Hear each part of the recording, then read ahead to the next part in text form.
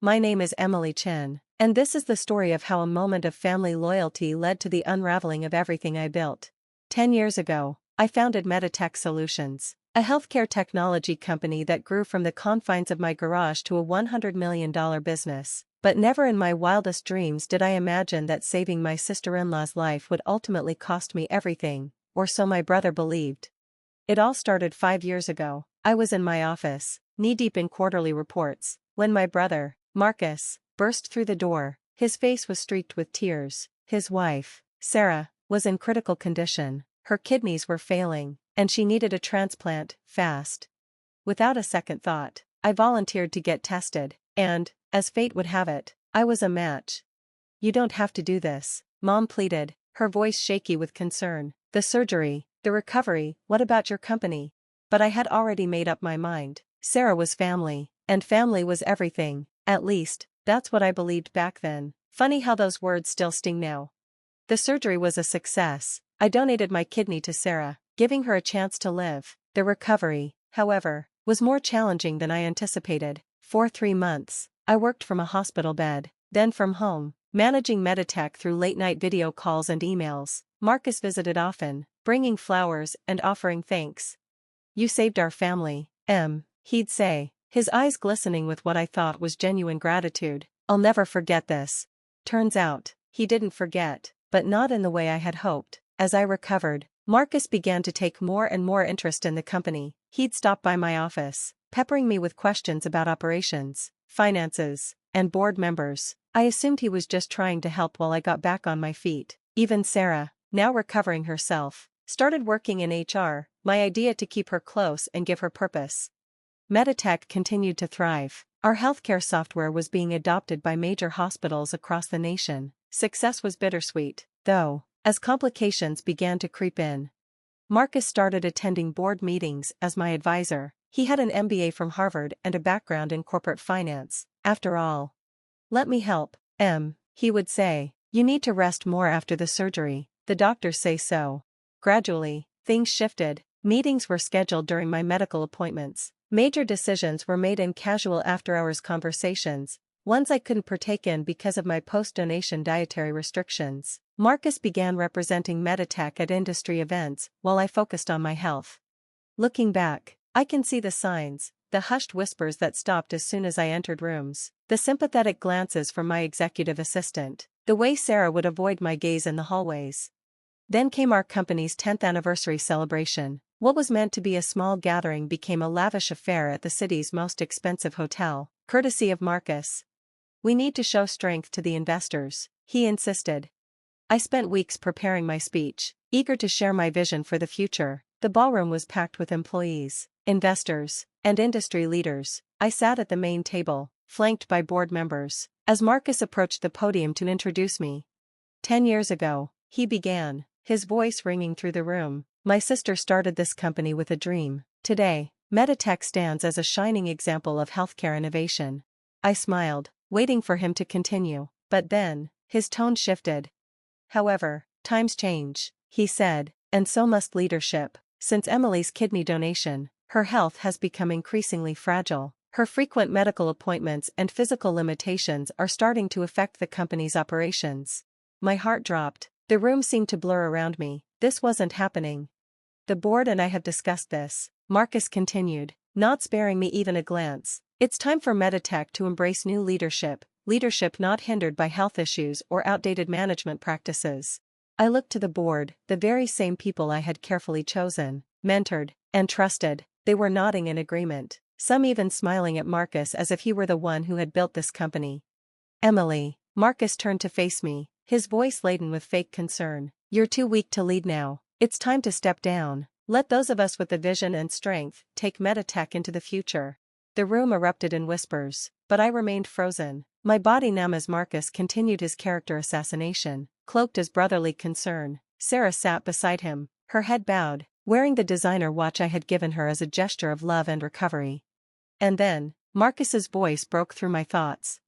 "What kind of sister would jeopardize the livelihoods of hundreds of employees out of stubbornness? Haven't I always been there for you, Em? Let me take care of everything, just like you took care of Sarah." I rose slowly, my chair scraping loudly across the floor. silencing the room. Hundreds of eyes locked on me, waiting for a breakdown, maybe even a dramatic scene. But instead, I walked to the podium, placed my prepared speech down, and spoke softly. "Congratulations, Marcus. I hope you know what you're doing." Then, without another word, I turned and walked out, head held high, leaving the room buzzing with whispers. As I reached my car, I let out a breath I hadn't realized I'd been holding in. My hand brushed across the scar from my surgery, a permanent reminder of the sacrifices I made and the price I paid. But Marcus had forgotten something crucial, something that would turn his moment of triumph into the biggest mistake of his life. A small smile tugged at my lips as I drove home. Tomorrow would be very interesting. After all, I hadn't spent 10 years building a healthcare technology empire without learning a thing or two about safeguarding what's mine. Marcus was about to find out that the people he underestimated are the ones you should fear the most. I pulled into my driveway, my mind already forming a plan. My phone buzzed incessantly with messages from employees, investors, and board members. I ignored them all and went straight to my home office. Opening my laptop, I started typing. By dawn, everything would be set. Marcus thought he had won, but he had no idea what was coming. Sometimes, the quietest revenge is the most satisfying. The next day would bring changes none of them saw coming, changes that would show them just how weak I really was.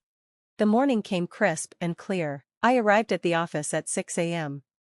Long before anyone else would be there. As I walked through the empty halls of Meditech headquarters, I couldn't help but smile at the security cameras tracking my every move. After all, I had personally overseen the installation of every single one.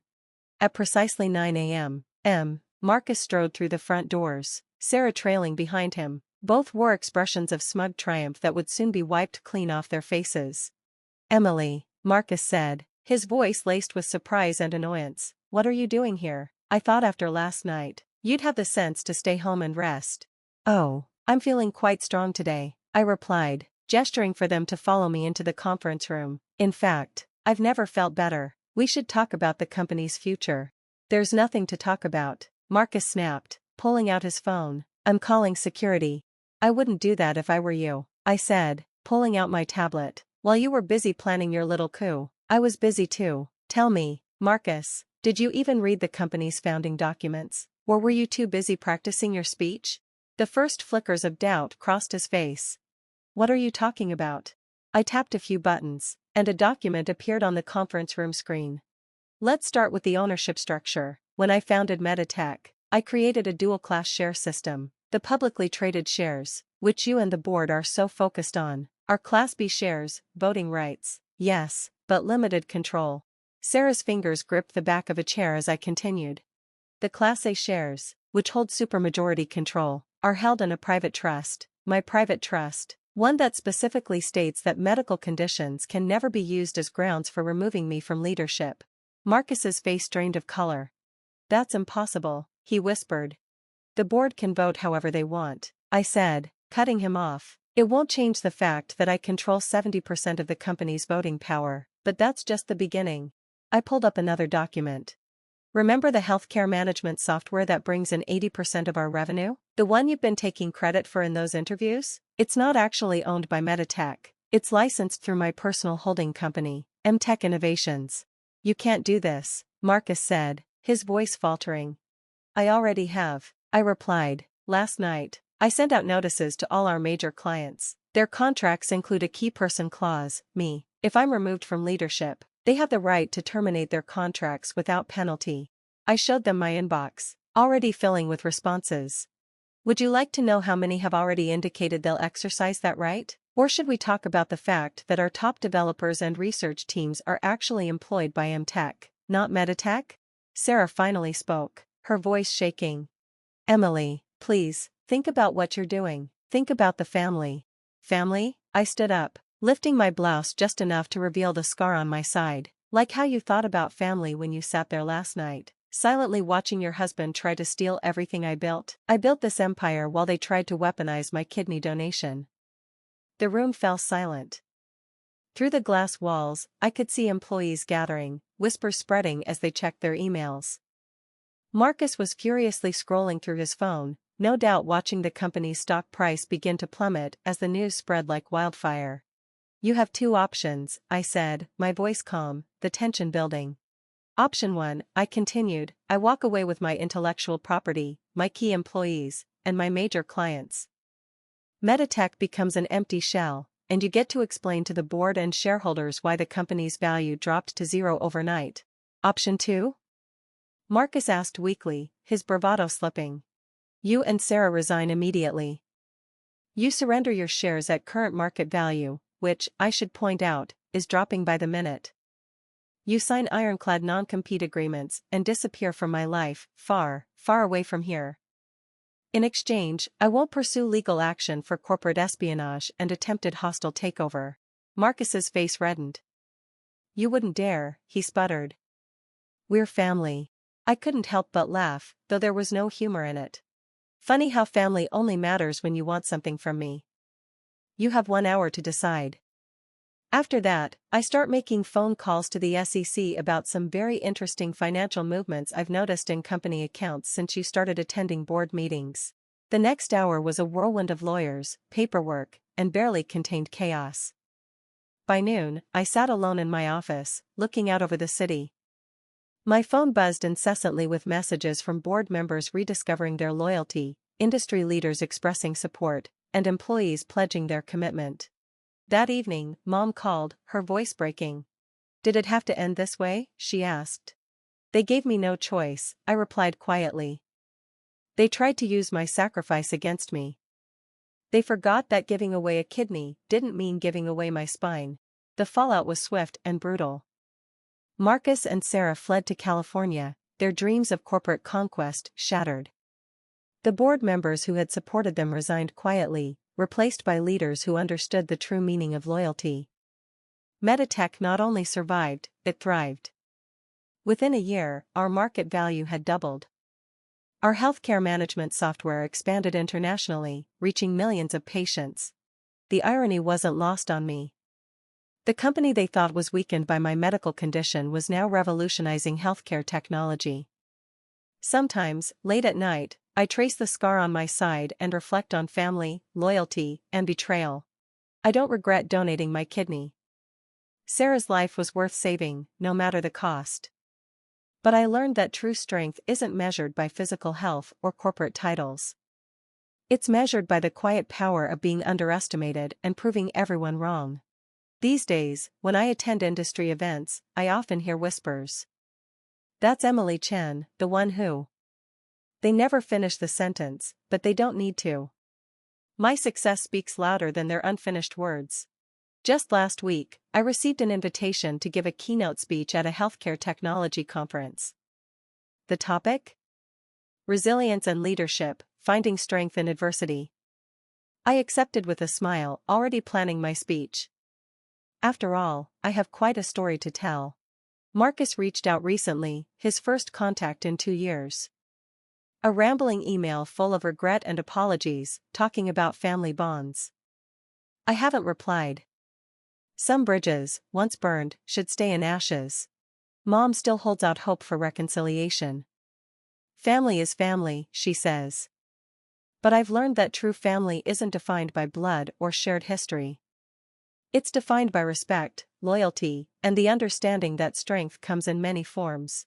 As I sit here in my office, watching the sunset over the city skyline, I think about the journey that brought me here. The surgery scar has faded, but the lessons remain. Never underestimate the quiet ones. Never mistake kindness for weakness. And never, ever try to steal from someone who gave you their kidney. Meditech continues to grow, but more importantly, I've found peace with my decisions. Sometimes, the best revenge isn't about destroying others. It's about rising so high that they can't help but see their own mistakes reflected in your success. I keep a small photo on my desk from the day I left the hospital after the kidney donation. Marcus and Sarah are there, smiling, promising eternal gratitude. I keep it not as a reminder of betrayal, but as a reminder that our greatest strengths often come from the very things others try to use against us. In the end, they thought my sacrifice made me weak. Instead, it showed me just how strong I really was.